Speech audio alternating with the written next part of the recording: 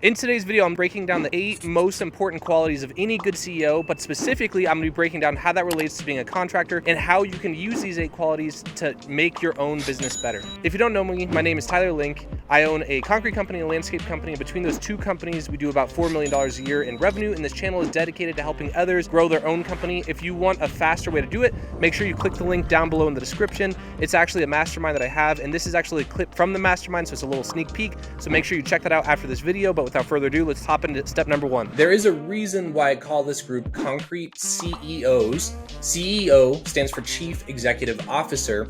And the reason why I call it that is because the ultimate goal of this group, and if you're in here, it means you're trying to grow, and most likely it means that you're trying to be a real business owner. And when I'm saying that, I don't mean that in a derogatory sense. I mean real business owner in the sense of owning a business means being the leader and ultimately like being at the helm of the seat, but not being, in the business per se. You're kind of leading the people that are in the business.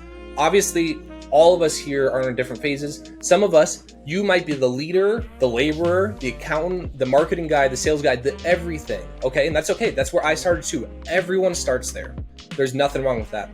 But the goal of this group is to go from phase 1 to phase, from A to Z. Z being a true CEO, a true person that is owning a real business. A business is an asset, kind of like owning real estate is an asset, right? You own a house and the house produces money, and you can be actively managing the real estate, or you could have someone else managing the real estate, right? Business is the same way. The goal of a business is to have a real asset that just churns out money. Like, every single year, I'm going to get this amount of money. It doesn't matter you or your involvement. You're leading the business and the pieces in the business. You're being a CEO. Like if you died today, your business would still exist tomorrow. Like that's the goal. At least for me, maybe that's not everyone's goal, but this is the reason why I called it Concrete CEO, because in order to get from A to Z, you have to become the person that is worthy of owning a Z-style business or owning a true business asset, okay? So this video is all about the qualities and characteristics of a CEO, of a Chief Executive Officer, of someone that actually is worthy of running a high-level business. Because what I've learned over time is the biggest bottleneck in the business always is the owner. So for instance, the reason why my business isn't a $100 million business is because I don't know how to run a $100 million business. It's not the market. It's not my competition. It's not all the things that we love to blame. The thing that causes me to not be able to proceed is because I am not worthy of that yet. I have not learned. And that's why I love business, because business is a journey. It's like a marathon. And as you go on, you get better and better and better and develop those skills. Especially being in this group here, the ultimate goal that we should all have, yes, it's to get leads. Yes, it's to get sales. Yes, it's to get more profitable. But in the end, it's about developing yourself to becoming a true leader, a true CEO, someone that your employees want to follow, and that you will be deserving of the success that is possible. Okay?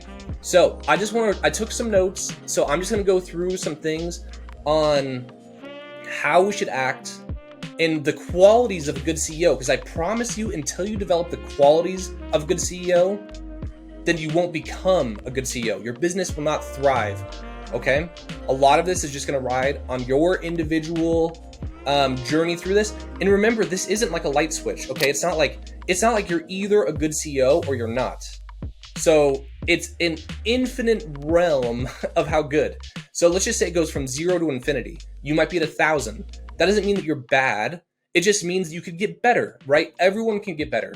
And so that should always be our goal, right? Just continuously get better. Don't look at yourself and say I'm either good or bad, because that's not how it works. It's how good am I? How can I get better? Okay? So that's what I'm always trying to do for myself. And it's my goal for all of you out of this group. In my opinion, if I can help you guys with this, there's nothing else that can be more valuable in your business and in your life. And the only reason I can say that is looking back, I realized that all that really matters is developing yourself, your character traits, and your skills. And then even if you wipe out to 0, you'll be able to start a new business and instantly thrive. The very first quality is Radical Candor. So if you've never heard of that, just look it up on Google. All that really means is you have the ability to tell the truth to someone, but doing it in a loving way.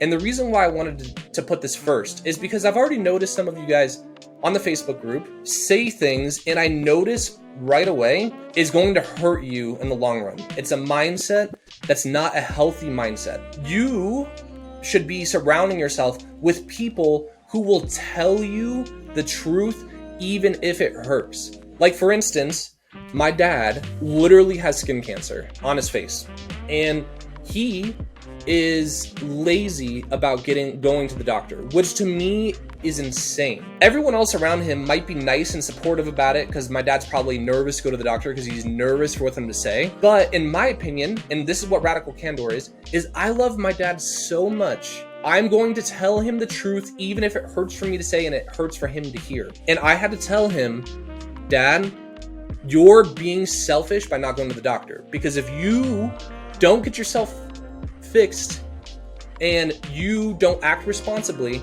you're not going to be around to see my kids one day. That's an extreme example, but it's true. And just like that, if I'm being direct to you in the group, do not take it personally, because it is not an attack. I'm telling you something that I believe in because I want to help you. But as a leader, you have to be willing to do the same thing for your crew and for your team. Like, we've all had, say for instance, if you get a laborer and they are good but not great, a true leader is not gonna, accept that person on their team being just mediocre. They are going to constantly work with someone, but do it in a loving way. I mean, like, you could go to that person on your team and be like, hey, Jose, or Josh or whatever, you're doing good, but these are the things that I'm noticing, and I want to be able to get you to the level that you need to be to earn X amount of dollars, but we can't do that until you fix X, Y, and Z. I want to help you to get there. How can I help you, right?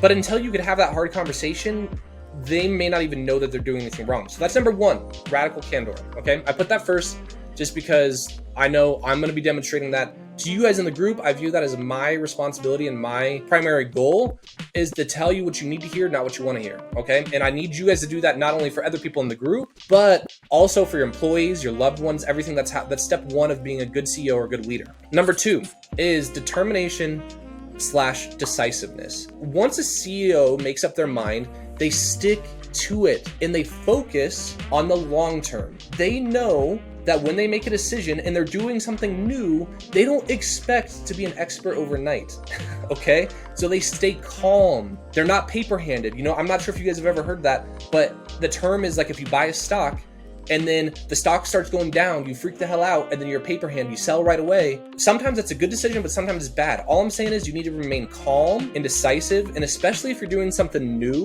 then you can't jump to conclusions right away. You can't assume that the thing that you decided to do is wrong. You have to just constantly seek improvement. For me in my business, when I make a decision, I know that when we first do it, like, if you have never shot a basketball before, and if I gave you a basketball, do you think your first shot you ever shot would go in the hoop? Most likely not. You might get lucky and it might, but it would be silly for you to think that if you shoot a basketball that you expect it to go in on the first try. Like, that's just a little ridiculous, but I know probably when I say that to you now, you're like, oh yeah, that does sound ridiculous. But a lot of us fall victim to this in our own business. We try a little bit of marketing, or maybe we try to hire a type of person, or maybe we buy a certain piece of equipment, or whatever it is, and it doesn't work immediately. We immediately freak out and then we cancel it, okay? But a true CEO, true leader, makes a very, very educated decision that they think long and hard about, but then when they make it, they are decisive and they see it out for the long term, unless they keep trying new things and nothing is making it better, okay? So that's number two, being decisive, being determined that you're not. In this group, we're not going to be the type of people that make a decision and then we immediately go back on it because we get scared, okay? Business is scary. Trust me, I get it.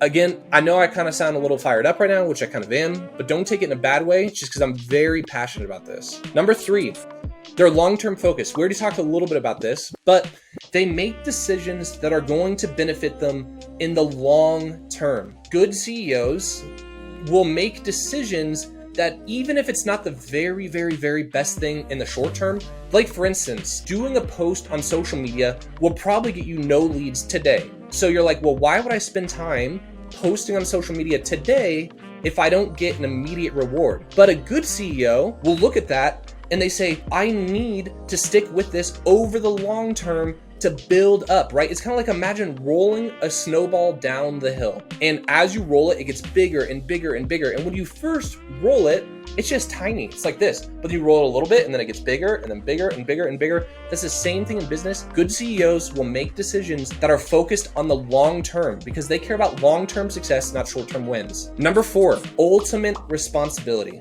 There's no reason why you are going to fail other than you, okay? As a leader of the business, if my guy in the crew does something really stupid, then technically it's my fault because guess who put them on there? And then you might even say, well, I didn't even hire that guy. My foreman hired that guy. So it's my foreman's fault. Who hired the freaking foreman? You did, right? So here's the thing. As a good leader, we have to take responsibility for everything. We have to stop blaming others for our circumstances. We have to stop blaming market conditions. We have to stop being whiny bitches. I'm sorry, I'm not trying to say that in a mean way, but it's true, right? We got to man up and we got to be responsible for everything. If you are doing something, or if someone on your crew is doing something, if something happens, at the end of the day, it comes down to you because you're the leader, right? The coach of an NFL football team, who takes the most blame for the losses? The coach. But the coach isn't even on the freaking field, but it doesn't matter because the coach hires the team managers, they recruit the players, they get the players ready for the game. You, as a business owner, do the exact same thing. As a concrete CEO, we're not going to blame others for our circumstances. We're not going to blame our crew or our market. We're not going to do that. We're going to take ultimate responsibility. Because guess what? The best part about taking ultimate responsibility is it's kind of uplifting at the same time. Because once you realize that you're in control and you stop blaming others, then you're going to stop blaming things and giving up, okay? That's the reason why CEOs, they take ultimate responsibility because they're not going to say, oh, it's this person's fault and then give up. They're going to say, okay, it's my fault. What did I do? What can I do to influence the situation? Being in this group or being a CEO, it comes down to being responsible for everything. So if you guys haven't yet, read the book. It's called Extreme Ownership. It was written by a guy that ran Navy SEAL teams, and it's unbelievably good, and it's very, very true. It's a great business book beyond just like leadership. Number 5, and this is a really short one, is be ethics driven. Do the right thing. In business, there's always an opportunity to shortcut people, to do things when you think other people aren't watching, but in the long run, that is not the way to do business, okay? If we're gonna be in business, we're gonna be a true CEO, we're gonna do the right thing, we're gonna treat others well. It doesn't mean that we're gonna let people walk all over us, but we are going to have high morals and high ethics. Number 6, lack of ego. A true leader does not go think that they are the hottest thing under the sun. They don't think they're the sharpest tool in the shed. And the reason that they don't do that is because if you think that you're so great, you're never going to have the mindset that's needed to improve. And I've already noticed it a couple times in this group, and I'm not going to name names, but I've caught a couple people acting bigger than what they actually are, and I won't even tell you that I caught you or anything like that. I shouldn't even say I caught someone. I just noticed something that they said and it was a little inflated. Okay, but here's the thing, guys. There's no reason to feel egotistical or feel bad. It does not matter. I don't care if it's your first day and everything is going horribly. But here's the thing. How are people supposed to help you if you're lying about your situation? Just tell the truth about your situation. Don't be afraid to ask for help, but do so in a humble way. Because if you go and you ask people for help, but it's ego driven, you're like, hey, I'm so good, this and that, you're like this doesn't work or that doesn't work or yada, yada, yada. Like, no one's gonna wanna freaking help you, man. Also, you're not gonna be prepared to receive help if you are coming at things too egotistical. What we have to do as a group is we have to promise to leave our egos at the door. Don't be here to impress people. Be here to tell the honest truth of where you're at so other people, including myself, can help you get to where you wanna be. Because no one's gonna be able to help you unless they understand your real, full situation. It doesn't matter. I don't even care if you have $10,000 of debt. You've totally messed everything up. You're an alcoholic and a freaking druggie. Until you admit that, you're not going to get better. So leave the ego at the door. Number 7, a good CEO takes proper amounts of risk. If you go, I don't know if any of you guys like gambling, but I personally like gambling, which is stupid, I know. I don't gamble a lot of money. I only gamble what I can lose, right? Because I just think it's fun. And I go like once a month, once every 2-3 months to the casino. I don't do any online gambling and I don't bring that much money. But if I went to the casino and let's say I have $100, if I put $100 on black on the roulette table, I have a 50-50 chance of winning. I might double my money in one go-ahead. So like it's fast, right? I'm like, oh, 100, 200, 400, 800, 1600, 3200, 60, 6400. If I keep doing that and bet and putting all the chips on the table, one day I'm gonna lose, I'm gonna have zero. So being a proper concrete CEO, we are not gonna put all of our chips on the table ever, ever, ever. That's last case resort, because the goal of business is to stay in business above everything, okay? I've seen tons of people grow way too fast, and they're growing so fast because they keep putting all the chips on the table. They take all of their money and they risk it. And then it works, and then they do it again and again. But then one day it doesn't work, and then bang, like that, they're out of business, they're gone. The goal of business and being a good CEO is to stay in business above all else. If you can't afford the risk, then don't do it. Do something safer, right? There's sweat equity. That means that you can put in more effort as the leader, as the CEO, and you might have to do that in the beginning before you can use money to speed up the process. Don't go into something and expect to keep putting all of your chips on the table time after time and after time again, and then keep expecting to win, because one day you will lose and you'll be out of business. Number 8 is to always be raising your own standards and the ones around you. Being around a good CEO is actually very, very uncomfortable. And why is that? Because every time that people get better on the team, or whoever the leader is leading, they say, great work. Now, how do we take your performance from this level to this level? And then when they get to this level, they say, great, you did a great job. How can we now go to here and to here and to here? A great CEO does not get satisfied. They always are looking to improve and get better, and they're pushing other people around them. So you're always raising your own personal standards and the ones around you. That's what makes a great CEO. So to recap, those are the 8 things. Radical candor, basically tough love, telling the truth, but not being mean, doing it from a place of love and empathy, but not being afraid to tell the truth. That's number 1. Number 2, determination and decisiveness. Once you make a decision, you stick to it and you see it through, and at least give it a proper chance, knowing that when you make a decision, it's going to be hard in the beginning. Number 3, long-term focus. We are going to focus on things that bring us long-term success. And I know some of you need short-term wins, and we all do, but the goal is to get better and better and better, and we need to be making the decisions that bring us long-term success, not only short wins. Number 4, you're going to take ultimate responsibility. I should say we are going to take ultimate responsibility. There is no one else to blame except for ourselves as CEOs. So when things aren't going well, it's our fault, not the market, not the circumstances, not whatever, it's our fault. So we're going to take ultimate responsibility, but we're going to use that to get better. Number 5, we are going to be ethics driven. We're going to do the right thing by our customers, by our friends, by our group members. We're going to be honest. We're going to be loyal. We're going to do the things that good men should do. Number 6, lack of ego. We're not going to be bringing our ego into the door. We're not going to be judging other people for where they're at, but we're going to be honest about our situation so we can get better. Number 7, we're going to take proper amounts of risk. We're not going to put all of our chips on the table time after time after time again, because one day you will lose the bet and you will be out of business. The goal is to stay in business. Number 8, raise standards of both yourself and the people around you, and we're going to continuously seek to get better and better and better. Those are the qualities of a good CEO. Those are the qualities that I am hoping that we can develop in this group. Not just you guys, but me, everyone. I mean, everyone. So that is what it means to be a good CEO. That is why I called this group Concrete CEO. So I hope you guys like this, but these are going to be some of the mantras that we go off of and that we want to start getting better. Because I promise you, if you do these 8 things and you go from here to here to here to here to here, you keep getting better and better and better at these 8 things, the rest of it will come. I promise. Because at the end of the day, the only person that's holding the business back is the CEO. I hope this was helpful. Sorry if I was a little fired up. I'm doing it out of love. That's it. I'll see you guys in the next one.